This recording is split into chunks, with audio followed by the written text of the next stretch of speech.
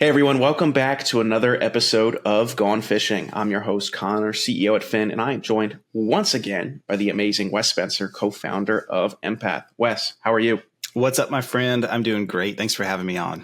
That's awesome. For folks who don't know you or aren't familiar with you or Empath, can you give us just a little bit about you, yourself, and Empath as well? For sure. I'm a cybersecurity nerd, have been my whole career. I'm one of the OGs at Perch Security. I almost said Phin Security. Too many P's out here.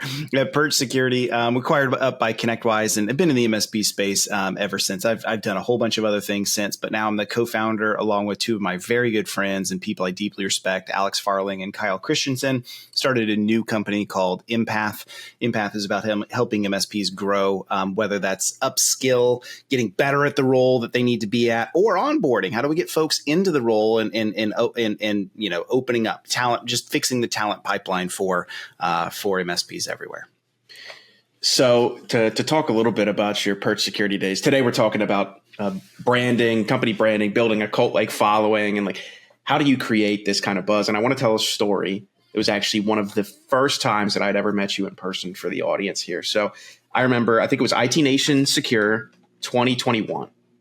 I believe so. It was like June-ish of 21. Phin was not even a company at that point. It was just Josh and I was living in my mom's basement, and Josh was borrowing money from his mom to pay his mortgage. And we had met you by putting some memes underneath your LinkedIn posts, and you're like, "These are the weirdest people I've ever met, but I'd love to talk with them." And then, boom, almost 4 years later. 4 years later now, we're great friends. But I remember going to that first conference, and I almost didn't go, but you're like, "No, you need to go." And then Josh, my co-founder, made me go. And I show up to this conference, and you had just sold to ConnectWise in, I believe it was like 2019, maybe 2019, 2020. It was the end of 2020. Yeah. The end of 2020. And so I show up at this conference. First, I had never been in IT in my life, right? And I'm meeting you. I'm meeting Michael Riggs, who's been a guest on the show. And I also, was meeting with Aaron and a bunch of other folks that were friends of yours. And I just remember looking at the entire conference floor. There's all these people. It's like there's the salespeople on one side, and then there's the conference attendees on the other. I had no idea how transformative of a understanding that would be moving forward now that I've been in the industry for 4 years. But I remember seeing just this ragtag group of people in purple shirts, right? Perch had been sold to ConnectWise at that point. And yet the brand that had been built around it and the cult-like following that had been built around it was like, there's everybody in this conference room are equal, right? We're all in the IT industry. We're all helping each other. But there are those that are more equal, and they all happen to wear purple shirts. And like you couldn't even get the purple Perch shirts because I don't know, ConnectWise probably wouldn't have allowed you to sell them or give them out at the booth at that time. But I remember just hanging out with everyone in a Perch shirt, be like, wow, I met Bryson. I met a bunch of other people. It's like, these are the coolest people ever. And I'm very certain that they would stab somebody with a physical knife in order to help Perch keep moving. And I was like, damn, I got to talk with Wes, and I got to talk with Aaron about how they built that. So that's my story on why does a cult-like following matter to you? And how should people create it? Because you did it at Perch. You're trying to do it again at Empath. It all happened by accident. Let me just be really clear here. There was no grand plan. There was no smart, machinations behind the scenes. There were no consulting hours to some big company that promised they could. Like, we weren't trying to do any of it. It just sort of happened. And there are I think some impetus that created those things to happen. I'd love to share. So first of all, let me kind of start with this. For the most part, people don't care about brands. They care about people. Outside of maybe like Tesla, Apple, some of those that may have, outside of some of those or your favorite sports ball team, people don't really care about brands. And here's the reason why. Brands typically are just this company in the ether. And it's very rare that you get an emotional connection to a brand when people are absent, right? So sometimes you can do that because a device in your hands can give you that emotional connection. A car you drive can give you that. But most brands don't have something tangible that causes you to have an emotional connection. We have that with people all the time. And so one of the things that's so valuable to this, and where I think we found success here, was that we created emotional connections to MSPs that said, wow, like you're definitely making my life better as an MSP. You're listening to me. I like what you're doing. I care about this, and an emotional connection, a bond forms. And that's what it's all about, right? That's something that if you're listening, you're an MSP today, you're thinking, well, can I do that? Absolutely, you can do that. You can 100% start creating emotional bonds between you and your clients and prospective clients by making their life better. One of the things Alex talks about all the time, my co-founder, is this idea of give, ask. Give, ask. If you are that mentality and people see that you are here to give, to provide, to help, to teach, to educate, to inform, then you ask for something, they are going to take a machete in their hands and clear a pathway to get to you to meet that ask. Why? Because you're somebody that only gives. In the rare case that you light the signal fire, like in Gondor, going to Edoras, that's rare. And so when it happens, we rush to the rescue, right? And that's accidentally what we did. Perch had a good brand. We had beautiful branding, all that kind of stuff, but it's not the purple shirts. It's not the cute little Perchy logo. It was the people behind the scenes that everyone connected together on. And I think when people threw on a Perch shirt, they were not saying, I identify with Perch. They're saying, I identify with the community of people that are behind this, both MSPs and the Perch folks together, solving this together. And that right there is where it culminates together. And that, I think when you do that well, it resonates and they will give their time and attention and affection and care. But that happens slowly. That happens with drips. When we started with Perch, people were like this, arms crossed. If you're just listening, no one listened, no one liked us, no one trusted us. And I don't blame them because we didn't come from their space. We didn't have the buy-in. So we had to go earn that. And we earned it by doing what we said we would do, by listening well, and then having a whole bunch of fun and not taking ourselves too seriously. We are not stuffy. Just like I love Phin, you guys are also the same way. You're not stuffy. You're approachable in who you are. You're approachable in your brand. You're approachable in your messaging. You don't come out as we're the world's greatest XYZ. You're happy to say there's some competitors out there that are doing a great job. That's the type of things that I think MSPs resonate with, because the MSPs are very much the same way. We're SMBs by nature. We don't resonate with the IBM stuffy corporate blue branding. We don't resonate with the shirt and tie AT&T corporate style. That's not who we are. So I think those are just some things for us that, like, all of a sudden out of nowhere, we looked around like people actually like us. And I remember that we're giving away shirts and people are like, I love this shirt. And some of our shirts are even a little PG-13 here and there. And again, it's corporate stuffy brands don't do those things. So people resonate with the people behind it, less the brand itself. I've been thinking about this a lot lately. I talk about it all the time. This is also, when it comes to business culture, brand building and creating this following is something I'm super interested in understanding. And the only word I feel like accurately describes what are people actually buying into, it's like authenticity and transparency. So it's like, it's not that being yourself is anything that somebody wants to be a part of and, put the purple shirt on and say, I'm a part of this community. It's not you specifically. It's I am authentically myself. I'm transparently myself. And you know exactly what I'm going to say about you behind closed doors because I've just said it to your face.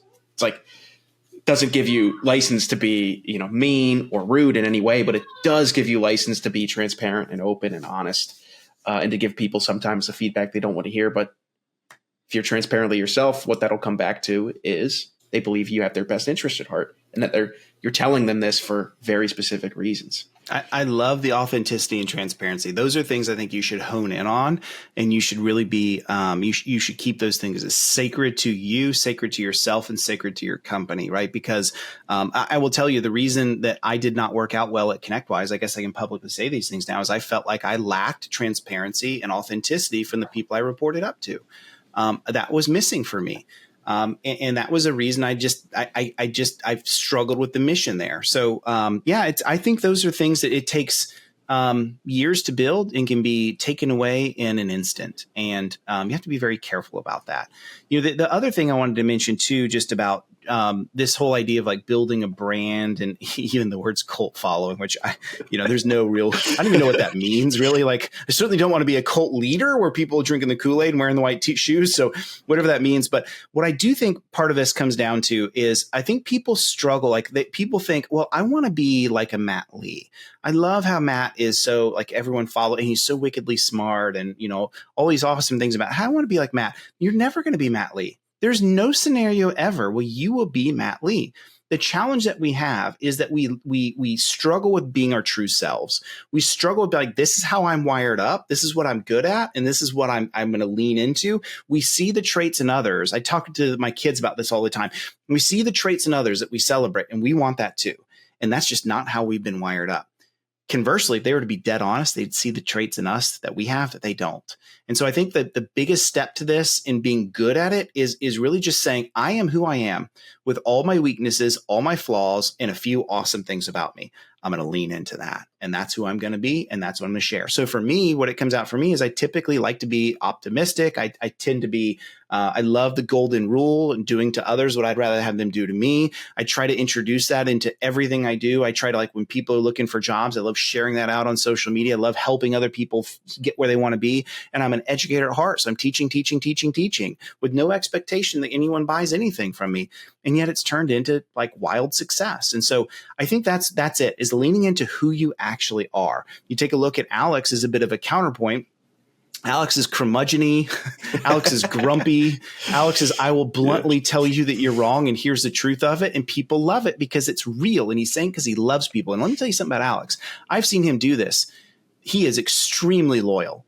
And if he ever sees anybody sort of like backstab or attack someone that he knows is a good person, he doesn't care about. You can say whatever you want about Alex. He can handle it. But you attack one of his loved folks, get ready, right? Because that's who he is, and people love him for it. And so that's, I think, my encouragement to people listening today. How do I do that? Find out who you are, celebrate that, and lean into it. And then start getting with your clients and your prospects and do the same thing. It's not hard to do this. If you want a great example of someone I think does this well in the MSP space, Robert Chiaffi. He's the COO at Progressive Computing up in Yonkers, New York. Give him a follow on LinkedIn. Just watch how he talks, watch what he shares, and you'll notice he's done a good job of being Robert, and just it works so well when people identify with that, celebrate that, and want to follow that, whether that's vendors in the industry, other MSPs, or even clients and potential clients. You're absolutely right. A quote, I don't know if it was Gary Vaynerchuk, but it was definitely someone along the lines of like motivational speaker that I've always resonated with is you'll always be the second best version of somebody else. So it's like the only person that is capable of being the best version of you is you. That's where you should aim. And so it's like you're not waking up trying to compete with somebody else. You're waking up trying to compete with yourself. Are you, to go back into the topic of our last episode, it's like, are you pursuing what you believe to be things that give you fulfillment and value outside of work? Are you actually following along with those things? So a question I would have is, can anyone do this? What are roadblocks that, like most things in life, I'd imagine that the roadblocks are usually personal and fake, and the people set themselves up because it's scary sometimes. But what are some of the roadblocks you see people putting in their own way? They say it takes 21 days to build a habit. Anything new that you decide to do takes some time. They also say that if you commit to spending 18 minutes a day doing something over a period of a few months, you become in the top 10 percentile in the world. Sure, if I do tennis 18 minutes every day, I'll never become Roger Federer ever, but I'll certainly become better than 90% of the population, right? Because I actually put 8. So the thing is that it's not something that takes. Please don't look at this like it's an impossible hurdle. And to your point, we look at others, and I'll never be a John Hammond. I'll never have 1.5 million followers on my LinkedIn or my YouTube channel. I don't need it, right? I can do a lot of things on my own that are so just commit to consistency. I think is the big problem. That's what I'm getting to. Is a lot of times we lack consistency in this. We just have to continue to plug away. We have to understand my audience is who my audience is, and what I'm doing is what I'm doing. And I just have to understand it's not. Most of us don't get there overnight. I had the opportunity to meet Mark Rober a year ago. And if you don't know him, one of the top YouTube channels on earth. My kids adore him. We love him. He's amazing. And I got to meet him. I was like, Robert, our whole family are huge mega fans. And I said, I just run a small YouTube channel. It's only got a few, subs. And he said, well, how many do you have? I'm like, just 70,000. He said, Wes, he said, it took me 4 years to get there. That's absolutely incredible. Don't downplay that. So humble in his response back, right? And just so you'd see the heart of Mark come through. And I think Mark gets it. People follow Mark because he's leaned into who he is and he's been consistent year in, year out, and did not give up. And I think that's the key is when it comes to branding, it comes to building a following of people. They want to follow you. They want to follow who you are. They want to see that you're authentic. They want to see, as you mentioned, you're transparent. But if we only do something once a month, it's going to take a long time. So just get yourself out there and don't think like every single thing that I do and share has to be this huge thing. Just share little bits. And you know this as well as I do. Sometimes you post something, you think it was the dumbest thing ever and everyone loved it and it resonated. You go back and look and you're like, oh yeah, because it was spur of the moment.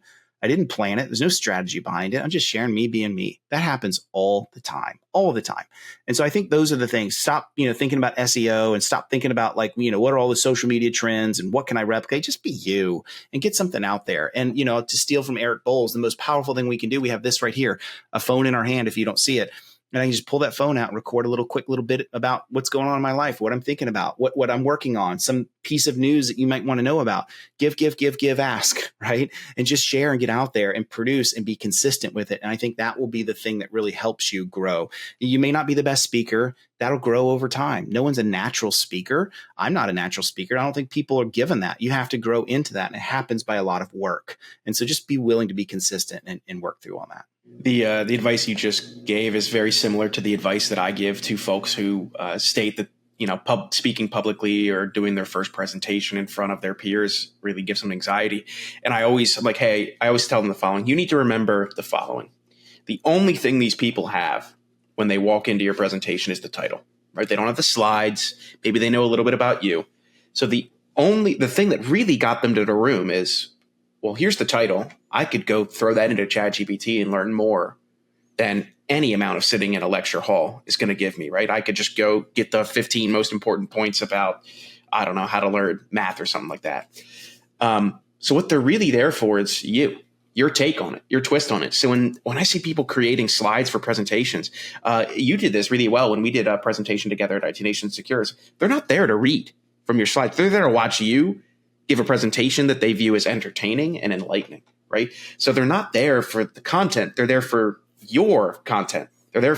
So it's like when people are like, oh, like I can't say this because X, Y, Z, I don't feel like it's the right thing. It's like, is that what you believe?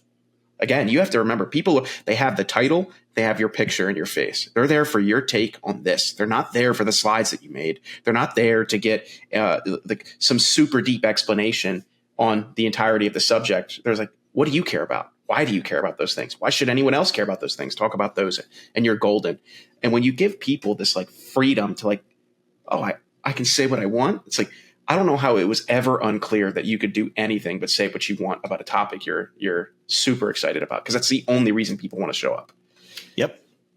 That's exactly it. And to that point, all I ever do usually for presentations, I got this from David Powell, just images only, just talking images, forces them to listen to you because they had no words on the screen to look at. So exactly right. Awesome. For folks who wanted to connect with you or connect with Empath, where would you suggest they go do that? Yeah, I would love for anyone to love to connect with you. And if this is a conversation anyone wants to have with me, message me. I'd love to spend 15 minutes with you and just let you pick my brain, and maybe I'll pick yours back. We'll learn together. But LinkedIn is the best place for me. Just Wes Spencer. I'll come right up. And then also for Empath and who we are and how we're helping MSPs grow in that journey, empathmsp.com. Love for you to take a look at what we're doing and love to have a conversation there too. Awesome. For folks who are listening or watching, we'll have links to all of that in the show notes for you. Feel free to reach out to Wes and say what's up and connect with Empath and see what they're about. Wes, thank you so much for joining me. I always enjoy our conversations, but thanks for joining me today. Anytime, my friend. Thanks everyone for watching. Thanks everyone for listening. We'll see you next time. As always, everyone, thanks so much for tuning in to Gone Fishing. If you want to find out more about high-quality security awareness training campaigns, how to launch them in ways that actually engage employees to change their habits, then check us out, Phin Security, at phinsec.io. That's phinsec.io, or click all of the wonderful links in our show notes. Thanks for fishing with me today, and we'll see you next time.